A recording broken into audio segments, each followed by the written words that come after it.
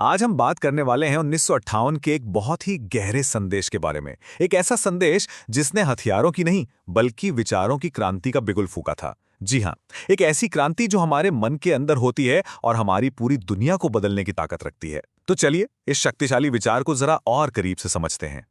अच्छा, 1 मिनट के लिए जरा सोचिए, अगर आपका मन एक जंगल होता तो वो कैसा दिखाई देता? क्या वो एकदम हरा भरा, रोशन और खूबसूरत होता, या फिर कुछ और? बस यही सवाल आज की हमारी पूरी बातचीत का केंद्र है। तो सबसे पहले ये समझना जरूरी है कि इस क्रांति की जरूरत ही क्यों पड़ी। हमें उस समस्या की जड़ तक जाना होगा जिसे ये क्रांति हल करना चाहती है, और वो समस्या है वैचारिक प्रदूषण का गहराता संकट। जरा कल्पना कीजिए रोहन की। वो एक ऐसे जंगल में खड़ा है जहां पेड़ पौधे नहीं बल्कि चारों तरफ काले कांटेदार विचार तैर रहे हैं। वो पूरी तरह से कंफ्यूज्ड है, उसे कोई रास्ता नहीं सूझ रहा। देखिए, आज का सबसे बड़ा संकट यही है, कोई बाहरी नहीं बल्कि हमारे अंदर का प्रदूषण। तो आखिर ये वैचारिक प्रदूषण है क्या चीज?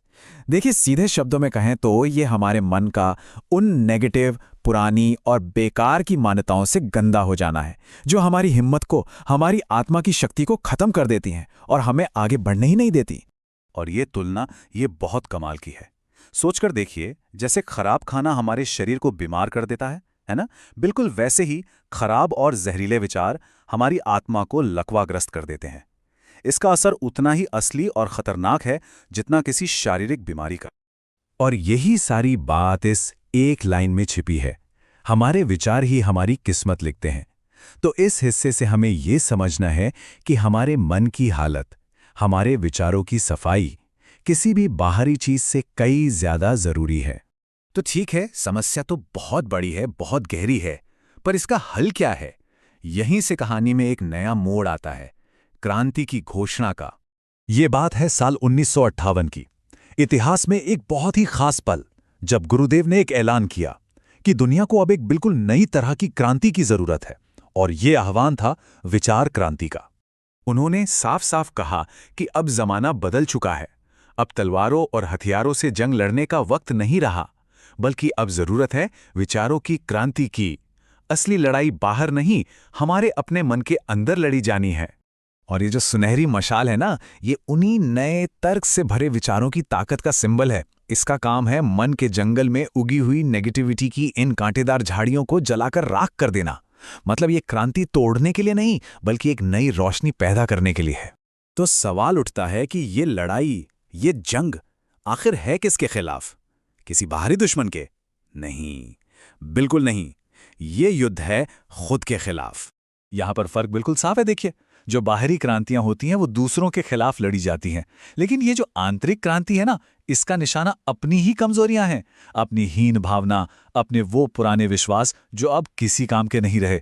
असली दुश्मन तो हम खुद हैं। तो फिर इस क्रांति की शुरुआत कैसे की जाए?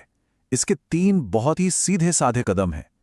सबसे पहले, उन सारे पुराने अंधविश्वासों को पहचानो जो हमें जकड़े हुए हैं। दूसरा, अपनी बुद्धि और तर्क की मशाल जलाओ और उन पर सवाल उठाओ। और तीसरा, अपने अंदर की उस हीन भावना को हमेशा हमेशा के लिए जलाकर राख कर दो। और जब ये अंदर की लड़ाई हम जीत जाते हैं, तब क्या होता है? तब हम एक सुनहरे, एक उज्जवल भविष्य की नींव रखते हैं। जब हमारा मन साफ हो जाता है, शुद्ध हो जाता है, तो ऐसा लगता है जैसे कायनात की सारी शक्तियां हमारे साथ एक सुर में आ गई हों। ये तस्वीर इसी बात का प्रतीक है। अंदर की शांति से ही बाहर का संतुलन बनता है। और इस क्रांति का फल वो बहुत मीठा है। हमें क्या क्या मिलता है? दिमाग में एकदम सफाई, यानी मानसिक स्पष्टता, एक आध्यात्मिक ताकत, सच्चाई की तरफ ले जाने वाला एक साफ सुथरा रास्ता, और सबसे बढ़कर एक शांत और सुकून भरा जीवन। और आखिर में हम घूम फिरकर उसी एक मूल मंत्र पर वापस आ जाते हैं। ये एक ऐसा नियम है जो कभी नहीं बदलता। जैसे विचार वैसा ही जीवन। सीधी सी बात है, हमारे विचारों का स्तर ही हमारे जीवन का स्तर तय करेगा। तो अंत में ये सवाल सिर्फ रोहन के लिए नहीं है, ये हम सब के लिए है।